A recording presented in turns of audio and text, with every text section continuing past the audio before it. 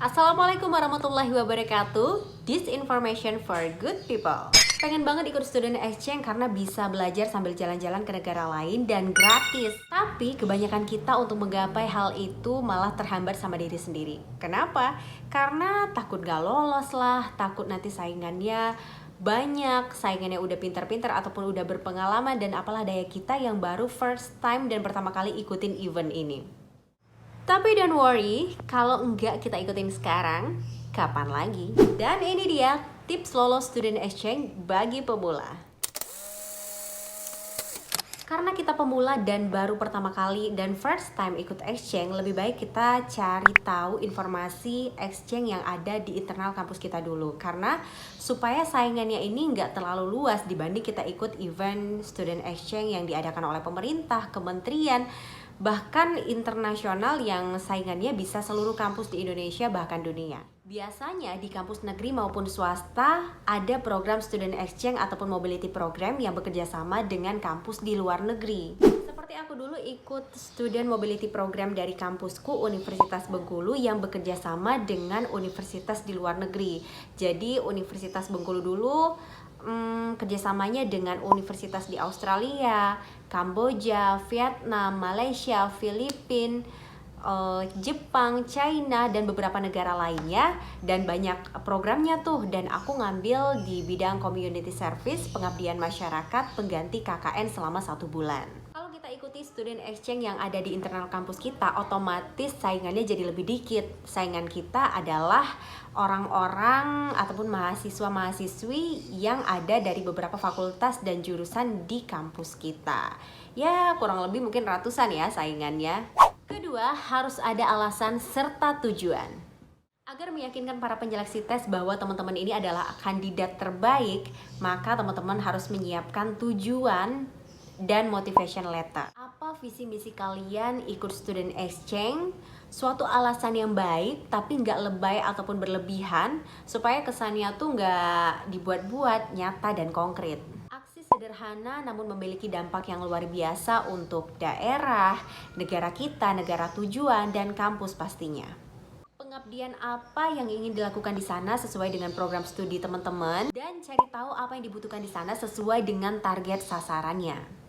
Misal aku waktu dulu memilih sosialisasi tentang juvenile delinquency atau kenakalan remaja, karena dari pihak kampus negara tujuan, negara Malaysia, waktu itu kampusnya UMK, University Malaysia Kelantan, mereka menyiapkan sasaran itu anak remaja belasan tahun, jadi kurang lebih ya masih tingkat SMP untuk diadakan sosialisasi di sana. Tentu kalau sasarannya adalah remaja, aku milih lebih kepada sosialisasi tentang kenakalan remaja, karena kan di usia mereka kan masih sangat labil ya dan mudah terjebak dalam kenakalan remaja. Dalam sosialisasi itu, aku juga memperkenalkan prinsip hidup orang Indonesia melalui nilai-nilai Pancasila. Jadi sekaligus aku memperkenalkan negara Indonesia kepada negara tetangga. Ketiga, mengasah skill bahasa Inggris.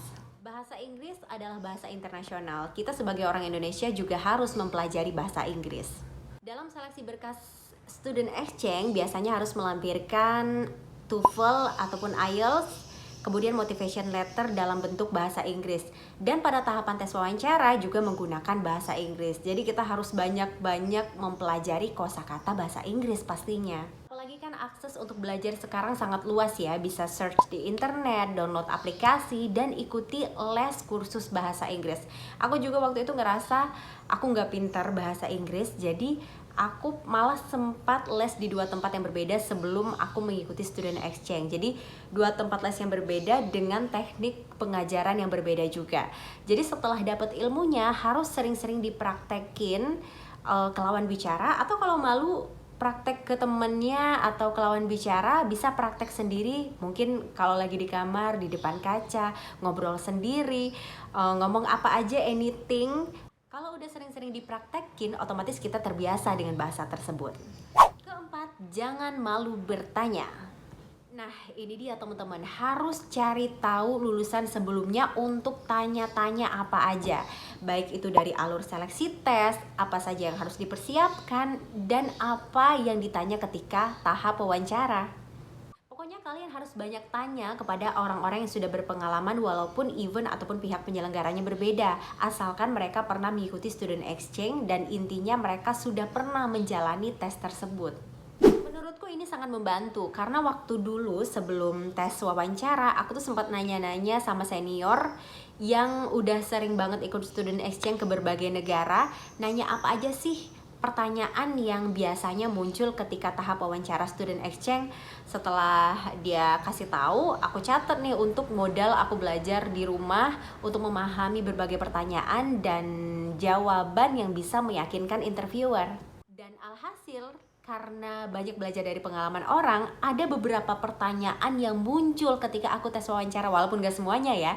Jadi ketika itu aku merasa aku udah paham sama pertanyaannya dan tentunya aku lebih bisa menjawab dengan tenang, dengan santai, tanpa terbata-bata. Bisa juga belajar dari pengalaman orang yang udah banyak di-share melalui blog, YouTube, dan berbagai media sosial lainnya, karena semakin banyak informasi, semakin banyak juga wawasan yang kita dapatkan. Berpikir positif dan percaya diri. Nah, kalau kita udah usaha yang semaksimal mungkin, jangan lupa untuk percaya diri dan berpikir positif. Jangan sampai ragu sama kemampuan diri kalian sendiri. Ada istilah the law of attraction. Jadi kalau teman-teman ada yang belum tahu, ini adalah hukum tarik-menarik. So, apapun yang kita pikirkan, kita akan menarik hal tersebut ke dalam diri. Inti dari hukum ini adalah terletak kepada apa yang kita pikirkan. Jadi kalau kita berpikir baik, kita akan menarik pula hal-hal baik ke dalam diri. Sebaliknya, kalau kita berpikiran buruk, kita akan menarik hal-hal buruk juga ke dalam diri kita sendiri. Jadi harus yakin kalau teman-teman itu bisa dan mampu supaya energi positif datang ke diri kita, sehingga apa yang kita pikirkan dan yakini insya Allah terjadi.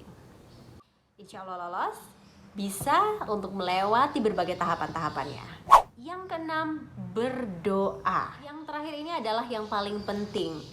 Kalau kita udah usaha semaksimal apapun, gak cukup kalau gak diiringi doa yang maksimal juga.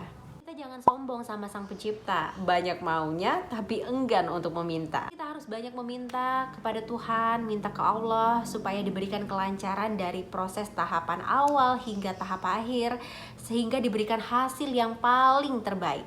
Dalam Islam banyak yang bisa kita lakukan selain sholat wajib 5 waktu, itu harus wajib tanpa harus kalian ikut student exchange ataupun apapun, itu harus dilakukan setiap hari.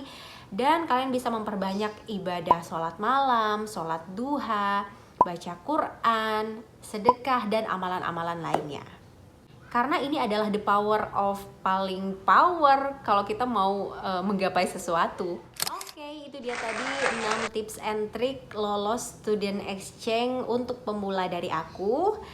Semoga bagi teman-teman yang ingin mengikuti student exchange nantinya lolos. Dan kalaupun belum lolos, harus coba lagi dan lagi. Because never give up without a fight. Jangan pernah menyerah tanpa perjuangan. Bye. Wassalamualaikum warahmatullahi wabarakatuh.